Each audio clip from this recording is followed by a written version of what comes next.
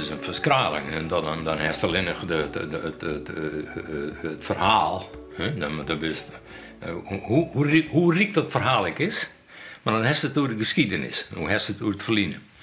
En op een gegeven ogenblik dan heeft dat wel schoon. Dan heeft dat wel haan. Is dat wel hoe kwam. En maar worst mensen, ik naar een jel hier.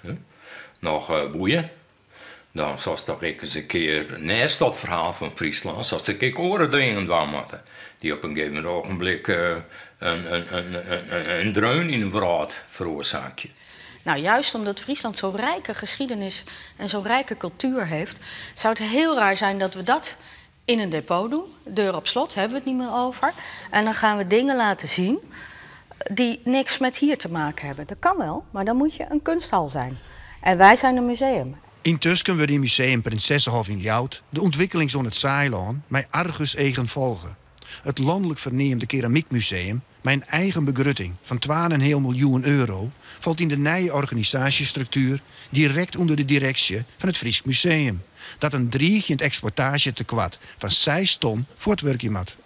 En dat betekent dat keramiekmuseum het Prinsessenhof opdraaien kan in de reorganisatie van de financiële lijsten van het Fries Museum.